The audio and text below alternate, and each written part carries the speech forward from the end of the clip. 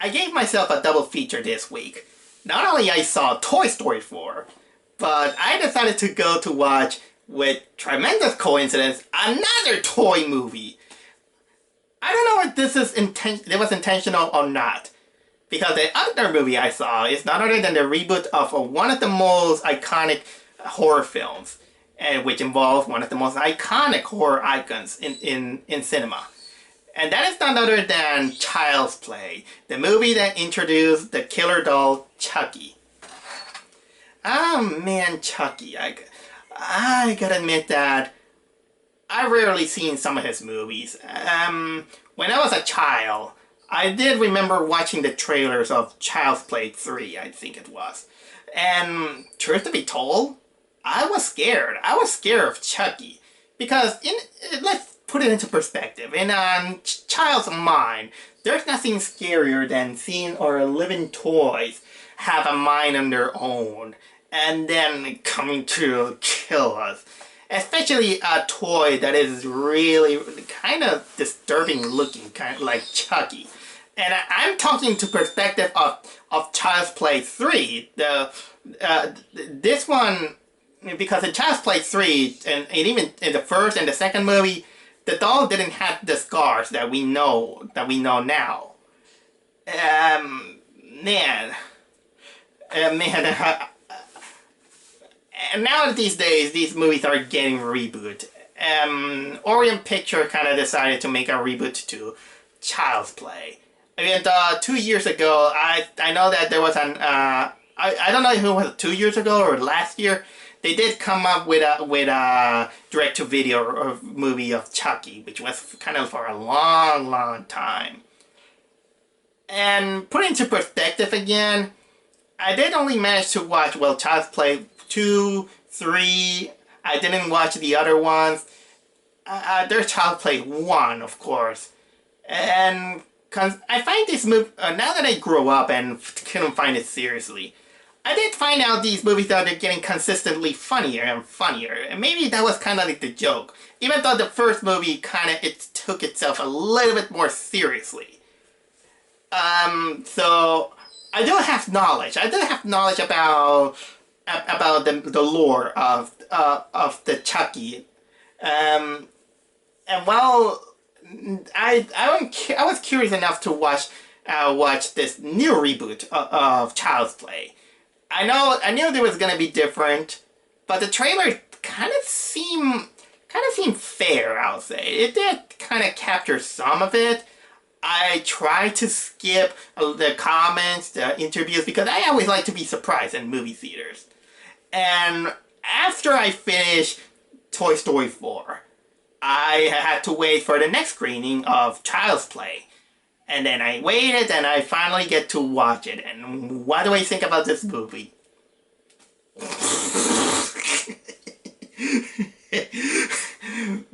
I gotta thank Child's Play Reboot 2019 for this. Toy Story 4 put me very happy. I came out enjoying Toy Story 4, but deep down, I was crying. I felt like I was crying. I was so sad about the events about the Toy Story 4. But then came Child's Play, which it was hysterically. It was something, I'll say. I cannot put any words by saying it was something. I don't even know if I want to say this is some bad movie, because this is a movie that it conflicts in itself by I don't know if I want to say if this is a bad movie or a good movie, or is a bad movie that is hilarious, or is a good movie that it kind of understood some things. But the closest thing is that maybe this is a bad movie that I came out enjoying it. And in a way, this movie doesn't feel incompetent, except in some areas. I conflict with myself, but this whole movie, I kind of came out enjoying it in a way. Because, my God, This movie doesn't even start in the first 2 minutes. And I can see, oh my god, this is so stupid. So, if I kind of spoil this movie, I have to do it because, oh man, this is something. This movie is something. And again, like many reboots, it's inevitable to make comparisons to the older version. So, let's go. Because first of all, the movie starts out with this creepy doll commercial in which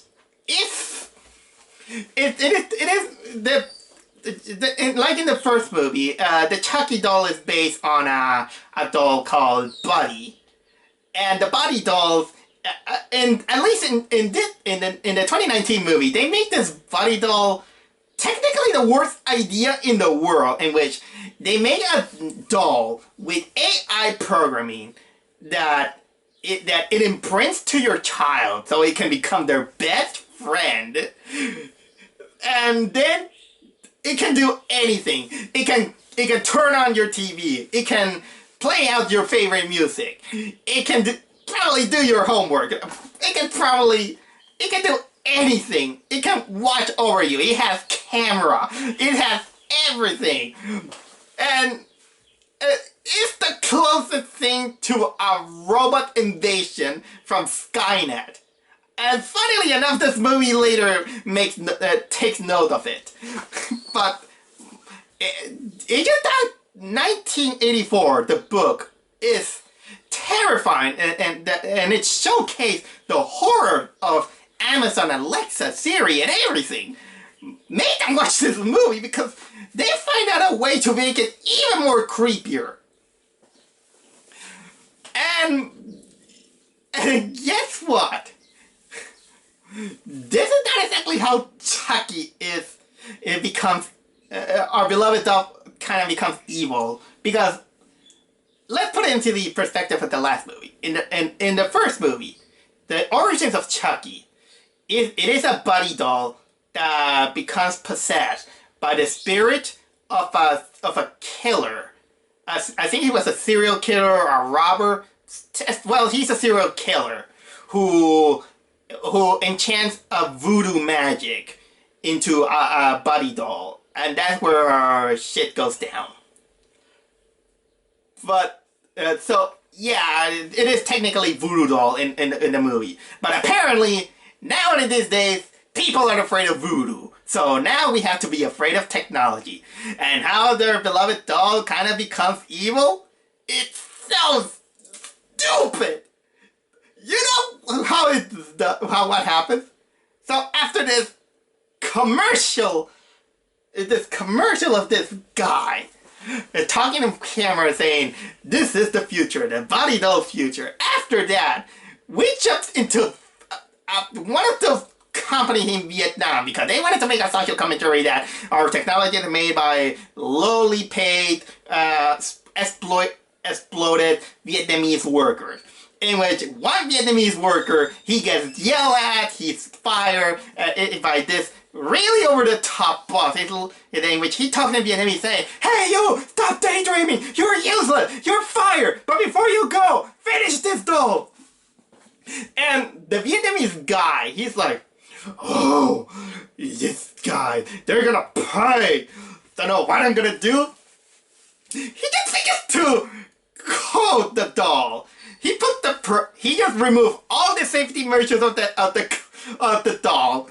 He just removed restrictions. No, everything gone. It's gonna do anything bad? No, I'm gonna remove that. There's your doll. I'm gonna there ship it. So they ship the doll, and the Vietnamese guy he just jumps out of the window and he just kills himself. And guess what? Nobody will mention ever again about this guy. So what you get is a movie about a killer doll, not by voodoo magic not by the spirit of a killer, but but a badly programmed robot created by a disgruntled, struggling Vietnamese worker.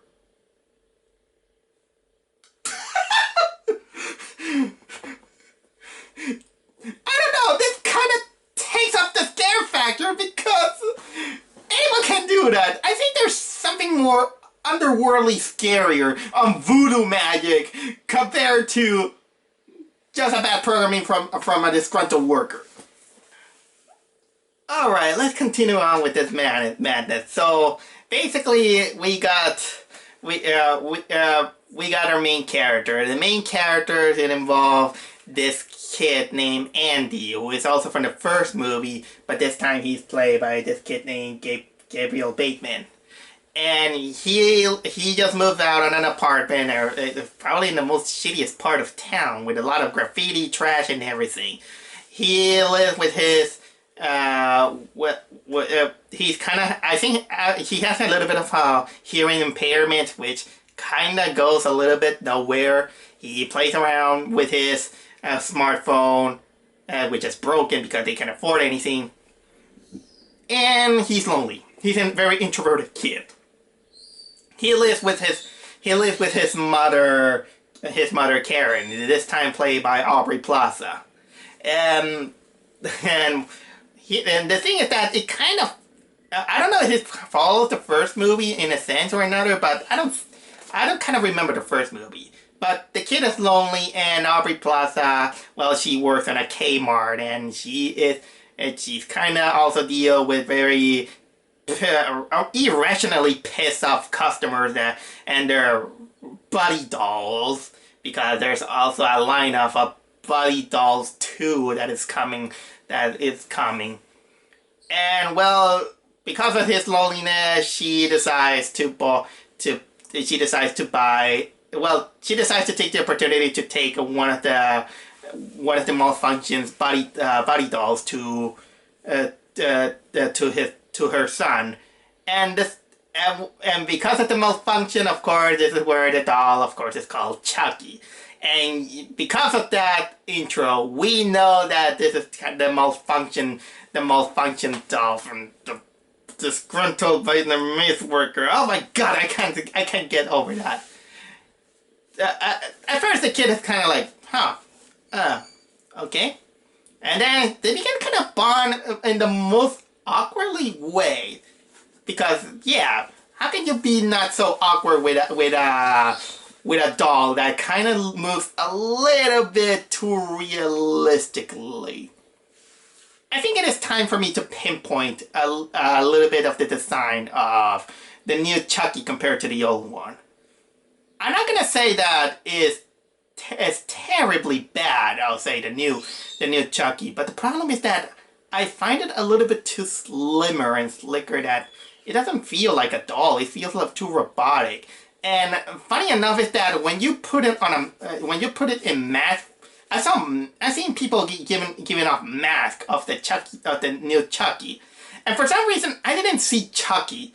I kind of see him more like someone recolorized the Michael Myers mask.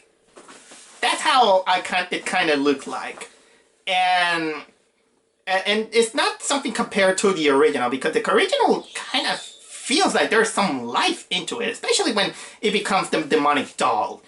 A little bit going forward to the movie, when it becomes demonic, there are some moments it looks good in the ways, and sometimes it looks still kind of like not so good. Although it's not being fair with me, because to give it credit to the movie, they do have some practical effects and some CGI into it, which I always admire when they do combine these aspects and mostly go for the practical effect that takes some dedication to it. And although I do have to comment a little bit on the voice work. The original Chucky was voiced by Brad Dourif, and for the most of the movie, I thought that he was reprising that role. But no, he wasn't. I was surprised to see that the one who was voicing the new Chucky is none other than Mark Hamill, And Mark Hamill, he cemented himself not only to be one of the best actor in the world, I would say that he's probably one of the best voice actors in the world. I like him in almost anything that he has done, from the Joker to Malefort and Legend of Spyro, to again the Joker, what was it, the robot from Time Squad, many more. Oh yeah, and Skips from Regular Show. And Mark Hamill, he knows how to make a voice, and his voice, he kind of, he nailed the essence of Chucky. He nailed a little bit of Brad Dourif into it. Although there are some times in which he kind of sounds like he's phoning it in, but again, I have no ill moments with Mark Hamill playing Chucky. He did a good job on playing this. And I gotta also admit that the kid himself, the kid who played Andy, for a child actor, he does really, really good. Not many kids of that age can do a decent acting job, which is in contrast with the other kids that also appear in the movie that they do their job okay. And Aubrey Plaza, yeah, it's Aubrey Plaza doing her job too. So, okay, continuing on a little bit with the movie. So basically, the kid and the doll kind of becomes best friend, and even the Chucky doll kind of becomes attached to Andy. He imprinted him. He thinks that they're best friends, and he's just as creepily as ever. But although he kind of also hears out, you know, a little bit of Andy's problems, in which he hates his mother's boyfriend, who he's an asshole. Let's put it that way. He's an asshole. He's feeling insecure with his new friends also, even though at least he tries his best with the new doll features. And also, he doesn't like the cat named Mickey Rooney, who is kind of like a mean-spirited cat. And by the way, when I mentioned that cat, I was like, yep, calling it. This cat is dead. Again, it kind of becomes like a rule in horror movies, in which you always have to kill off the pet. It doesn't matter if it has to be a cat or a dog or a bird. They feel like they have to be killed. Okay, continuing on. Did I mention that the cat is called Mickey Rooney? I don't know. So basically, the funny thing about this movie is that it kind of started out kind of like this typical, you know, the misunderstood doll who does bad things but with no ill intention because of his broken programming and all this stuff. I mean, the doll kind of begins to act violent. It's like starting out by strangling the cat because he scratched Andy and all this stuff. He didn't kill him at first, but it kind of freaked him out. And then he kind of thought that it was cute to grab a knife and, you know, learning how to stab. Mostly because he sees the kids having fun by watching Texas Chainsaw Massacre 2. But then, you know, that later the doll kind of becomes, well, clingy to the kid and murderous. And it kind of plays out kind of like this twisted version of the boy and his magical doll. I kind of give it a little bit of credit to that. To be fair, I'm a cat lover, but the cat kind of had it coming. And then the next victim is, of course, the Aubrey Plaza's boyfriend, who he had it coming because he was such an asshole. And I'm not gonna reveal you exactly why, but the moment he gets killed, he just put an assholery to the max. And you know what? Come to think of it, maybe this movie has a lot of assholes. Now that I think of it, the tone is a little bit mean-spirited. Maybe these kind of movies, they kind of had the cynical nature out of it, and it kind of shows. And so basically, Chucky kind of becomes a little bit like at first kind of start out being kind of like the anti-hero, only to become really, really deranged. And it kind of comes off a little bit kind of like awkwardly funny when it comes out like this kind of tale of the kid who finds out that his doll is doing bad things and he can't reveal to anyone because, well, who's gonna believe him? Who's gonna believe that some killer doll is killing you know, a cat and an asshole boyfriend, in which Chucky just presented him in the by ripping his face off and putting it on a watermelon.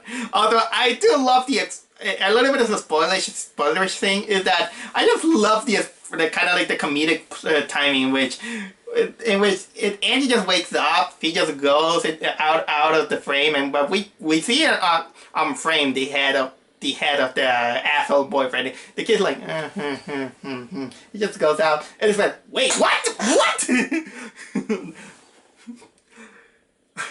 I just give me a chuckle out of it. Although, I don't know why the kid had to be freaked out. He hated the guy. Shouldn't he be happy that Chucky at least got rid of the guy? Okay, maybe he didn't mean to murder him. But if only he could have discovered what he was doing on his back. Then he will change his mind. So it is the moment, of course, that technically the second half is that Andy finally decides to get rid of Chucky. In which, in this case, they just, of course, they got rid of his batteries, in which apparently he has the batteries of Iron Man. In which, you know, in his heart he has the, you know, his life support and everything. But no, the doll is survived by this creepy the apartment guy who, at first I swore that he was Jack Black, but it isn't Jack Black, which is a shame because I always hated that Jack Black, and it will be a lot of fun to see him kill on a movie, especially the way he got killed.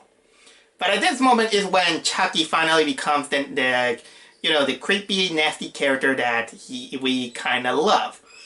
In which he finally decides he got the mentality saying that if Andy's not gonna be my friend, so I'm gonna get rid of everyone so he could be my friend. He becomes totally deranged, and deranged doll also means that he can also control almost everything about technology. He can control television, he can control a car in which he uses to kill off the detective mom, which I didn't mention because the detective, while likable, he's only there to be a character, let's say. Just pretty much that. He can control almost everything, especially during the climax, in which the climax, it has to do, you know that he always comes out with a rampage. He takes over dolls, he begins to control drones, in which, my god, that these helipads of the drones are razor sharp. And from this point, I think I'm not going to talk much about because it will be kind of spoiling it. But what I mean to say is that they do kind of like a job that is kind of laughable in one way or another. And like these kind of movies, they kind of come out with stupid decisions, stupid moments. Especially when, probably I will say that probably the cringiest yet funny moment is when Andy, remember that watermelon head that I mentioned with the head of with the face of the boyfriend, and it comes up kind of like this moment in which Andy decides to hide it. He wraps it up on a present paper, and it really looks like a present. And when Aubrey Plaza comes out and she say, "Hey, where you going? What's this?"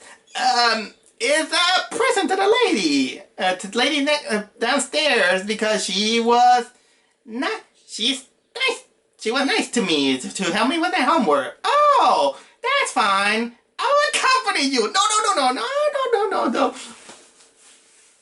Oh, that's beautiful. Keep it. I'll open it right now. No. My birthday is next week, so let's open it together. Okay.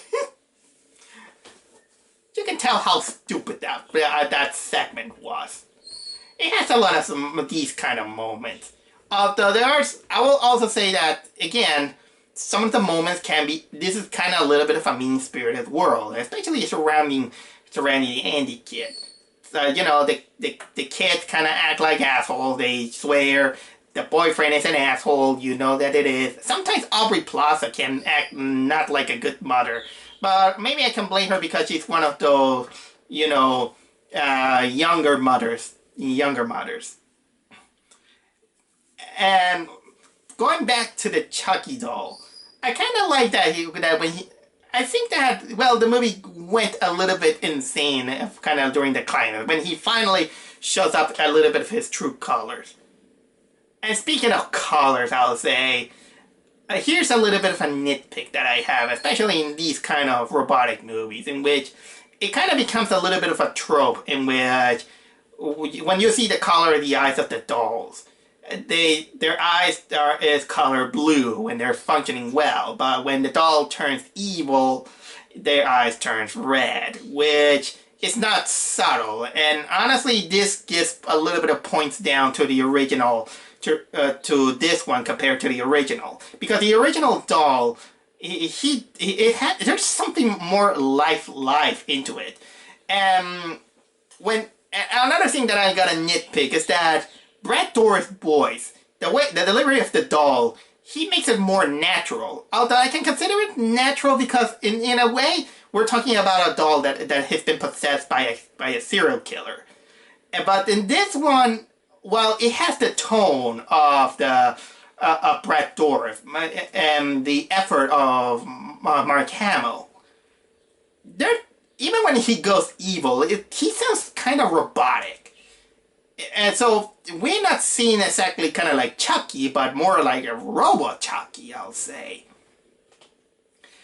And that's technically, I don't know if this is a good thing or a bad thing, but for most of the purists, it's a bad thing. It's a bad thing, I'll say. Oh.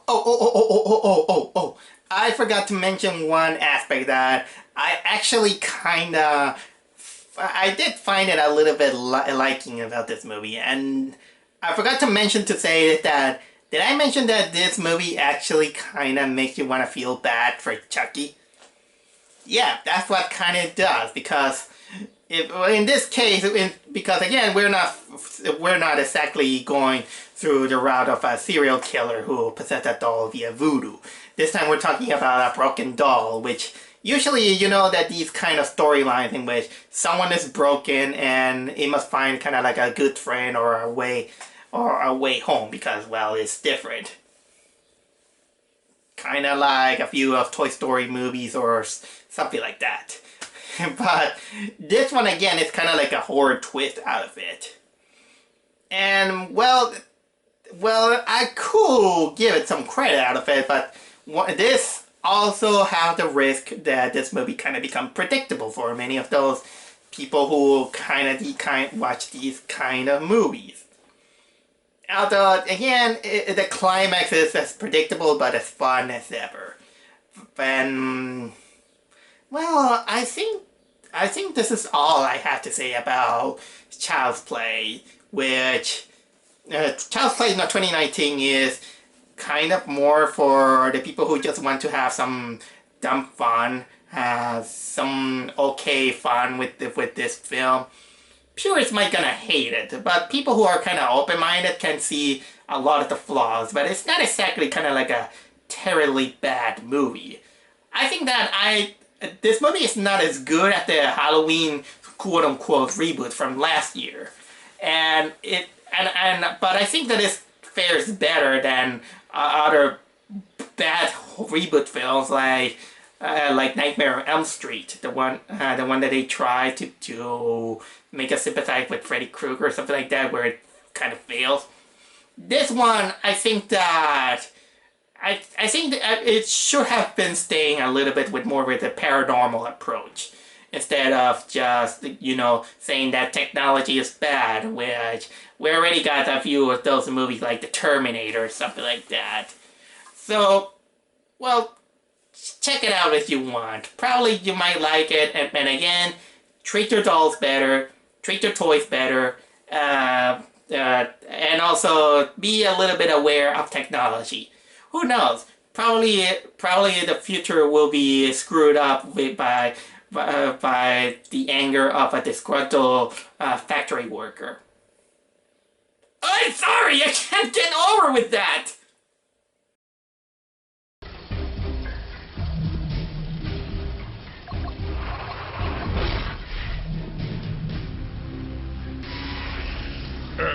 Monsters, conquer my people. Take our planet. Force us to ship packages. Can I call myself a man if I am slave to the Birkin machine? Our futures, crushed like so many little loving packing peanuts. No, no, I say. I must rebel. I will.